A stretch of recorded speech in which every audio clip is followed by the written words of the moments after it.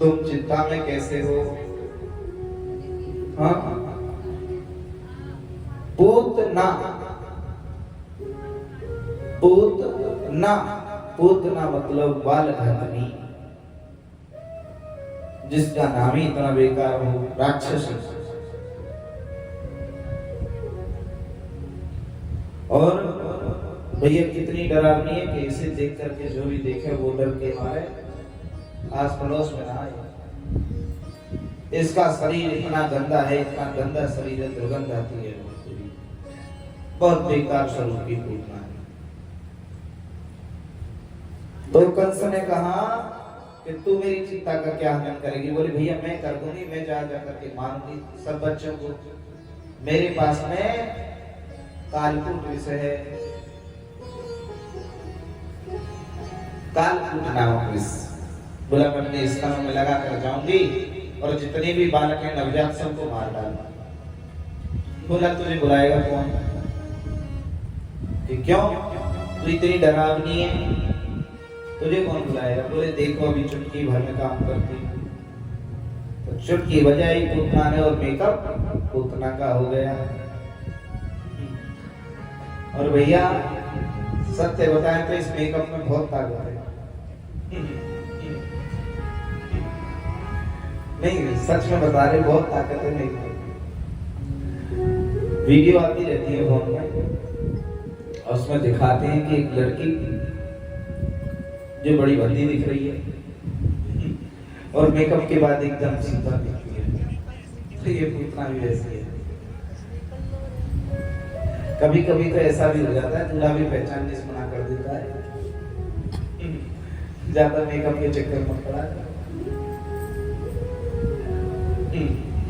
पर क्या करें, सबको सुंदर दिखता है। हाँ तो आज पूतना ने भी बढ़िया मेकअप किया और ऐसी सुंदर हो गई। चाल चलती है मानो श्री हरि अपने स्वरूप में चल रहा है। लक्ष्मी जी की भी तेज को कांति को हानि करने वाली गंधर्व अप्सराओं से भी सुंदर है, इतनी सुंदर है। इसके सुंदर स्तन ऊंचे ऊंचे पर्वत के समान थे और अपने शरीर को इतना कोमल बना लिया, इतना कोमल बना लिया, चलती है तो इसकी बॉडी हिलती है, इतना सुंदर बना लिया उसे। थोड़ी सी लंबी जरूर है और धीरे धीरे पहुंच गई कहां? नंदगांव। इधर नंद बाबा जी जो है भगवान की छुट्टी के लिए, इधर नंद बाबा जो है मन में विचार बना रहे कि वसुदेव से मिलकर के हम कंस का कर पहुंचा। तो वे भी गए, तो वहां पहुंचे तो वसुदेव जी ने कहा है, मिलकर के हालचाल पूछ करके वसुदेव जी कह रहे हैं, नंद बाबा कह रहे हैं एक दूसरे से, नंद बाबा कह रहे हैं कि देखो वसुदेव हमें भी पता है कंस ने तुम्हारे बच्चों को मार दिया है, पर तुम चिंता मत करना, तुम्हारा जो लाला है बलदाऊ वह तो तुम्हारा है ही है, रोहिणी का पुत्र, लेकिन हमारा जो कन्हैया है वो तुम्हारे पुत्र है। तो वसुदेव बाबा कह रहे हैं हाँ जी वो तो हमारे। हाँ देखो भाई ब्रजवंशाई के वसुदेव जी तो कह रहे हैं जो वास्तव में सत्य है, और नंद बाबा क्या कह रहे हैं? जो प्रेम में सत्य है, भाव में। और वसुदेव जी ने कहा कि नंदराय जी आप जल्दी जाओ। क्यों? क्योंकि वहां तुम्हारे ब्रज में कोई संकट आने वाला है। और पूतना चली गई और सुंदर दिखती है तो सबने देखा बहुत सुंदर है, किसी ने कोई प्रश्न किया नहीं। मैया ने पूछा कौन है जी? बोली कि मैं तो यही पड़ोस गांव की पंडिता है और मेरी पंडित जी ने कही है कि मैं जा बालक को अपना दूध पिलाऊंगी, बाकी आयु बढ़ जाएगी। सब मारने वाली आयु बढ़ाने लगी। भगवान को मैया यशोदा से ले लेती है और स्तनपान कराने लगती है। सामंचमंचालमिति प्रभाषिणी निष्पीडयमानाखिल जीवमर्मणि विवृत्य नेत्रे चरणौ भुजौ पुष्पित्रगात्रा क्षिपति हरोगा।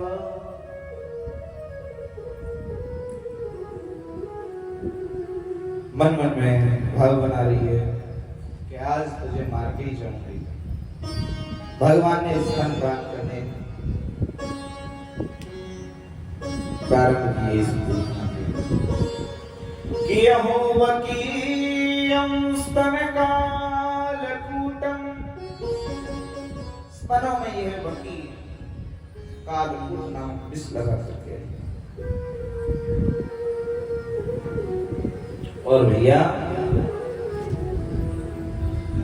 कन्हैया ने देखते ही देखते, जैसे ये कन्हैया ने दूध पिया, भगवान ने इसको देख करके नेत्र बंद कर लिए। क्यों? क्योंकि मानो भगवान कहना चाह रहे हैं पूर्व युग में आकर के पहले देवी कोई मारा था, स्त्री कोई मारा था, इसलिए इसका मुख नहीं देखेंगे। और एक भाव रसिक जन बना रहे हैं कि मानो भगवान के नेत्रों में सूर्य चंद्रमा है, वह कह रहे हैं भगवान हमें इसका दर्शन नहीं करना, हमें केवल आपके ब्रज का दर्शन करना है, आपकी लीलाओं का दर्शन करना है। एक भाव बता रहे हैं कि भगवान शिव को स्मरण में ले रहे हैं कि प्रभु मेरे आराध्य देव, आपने एक बार हलाहल विश्व से पूरी सृष्टि को बचाया था प्रभु, आप आज फिर आइए और इस कालकूट का पान कीजिए, दूध हमें छोड़ दो, हम तो यहाँ माखन को आए, माखन लोनी की हम ना आए दूध पी, जहर पीवे ना आए। अलग अलग भाव बना रहे हैं। और एक भाव क्या बना रहे हैं कि ये मेरी मातृवत है, जिखान से पाया दे के साथ लेभे गति धात्रिच काम वरेण्य, धात्री की गति भगवान इसको प्रदान कर रहे हैं। हाँ, तो एक भाव ये भी बन गया। भगवान ने देखते ही देखते इसने दुग्ध पान कराया, देखते देखते भगवान ने रक्त, भगवान ने धीरे धीरे इसके प्राणों का भी पान प्रारंभ कर दिया। सब कुछ पान करने लगे और जब ये छटपटाई तो भागी निकल कर, जैसे ही कल बाबा के भवन से बाहर भागी तो राक्षस रूप में प्रकट हो गई और ठाकुर जी को लेकर के भागने लगी। अब इतनी बड़ी है कि इसका वर्णन बहुत बड़ा है, बहुत बड़ी पूतना है। अब जब गिरी तलाम से नीचे तो ठाकुर जी ऊपर है। कुछ ब्रजवासियों ने बताया, भाव बनाया कि अब तो लाला जो बालक या की गोद में वो तो मर ही गए। थोड़ी देर में देखा तो ठाकुर जी तो ऊपर खेल रहे हैं, सब ब्रजवासियों ने बताया। नंद बाबा आई, नंद बाबा ने कहा कि वसुदेव कछु ज्योतिषी लागे, ये वसुदेव कछु ज्योतिषी लागे या फिर कछु टोना टूट का आवे। अब तो भैया जब ब्रजवासियों ने उतार लिया ठाकुर जी को तो इसके शरीर का खंडन किया। आचार्य सुखदेव जी पूछ रहे हैं कि परीक्षित बताओ, पूतना को जब दाह संस्कार किया तो इसके शरीर से दुर्गंध आई कि सुगंध? हम आप सभी से पूछते हैं, दुर्गंध मतलब बदबू, सुगंध मतलब खुशबू। बताओ क्या आएगा? बोलो क्यों? बताओ बताओ, अगर कुछ बताए तो बताओ। अरे ठाकुर जी ने इसका स्पर्श कर लिया तो सुगंध आएगी ना? हाँ, इसके शरीर से सुगंध आई और इसका संस्कार हुआ और मैया ठाकुर जी को ले जाकर के गौशाला में झाड़ा लगा रही है। केंद्रियाणि हृषिकेशः प्राणा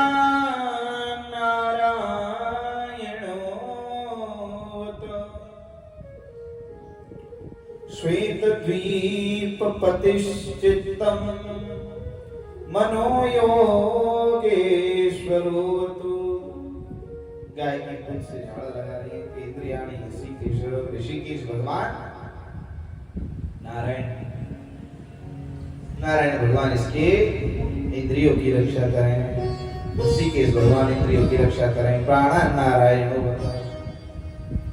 नारायण भगवान मेरे लाला के प्राणों की रक्षा करें।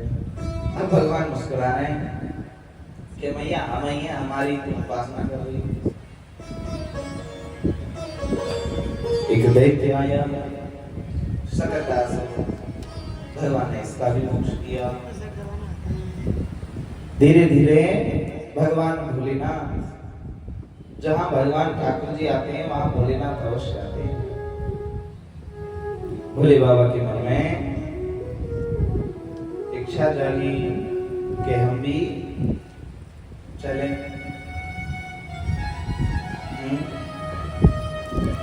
और भगवान भोलेनाथ कैलाश से अपने जोगी रूप में आए। मैया के पास दरवाजा खटखटाया, ओ मैया, मैया, ओ मैया। मैया ने बाहर आकर के देखा तो भगवान भोले बाबा पहले सती को भेजा, फिर खुद आई। देखा कि बाबा के गले में तो नाग लटक रहे हैं। देख करके मैया ही डर गई। मैया बोली, अरे बाबा जी, तो क्यों देख के तो मुंह को डर लगे? हाँ, तो क्यों देख के तो मैं ही डर गई, तो मेरे लाला को का हाल हो गया। मैं ना दर्शन कराऊंगी अपने लाला को। हाँ, मैं ना कराऊंगी तो दर्शन अपने लाला को। अब तो भैया भगवान भोलेनाथ ने बहुत कहा, नहीं मानी। देखो 3 हट होती है मुख्य जीवन की। 3 हट अति प्रधान होती है। कौन कौन सी भैया? बाल हट, जोगी हट और तीसरी आप सब जानते हो। यजमान जी बताएंगे तीसरी हट कौन सी होती है जी?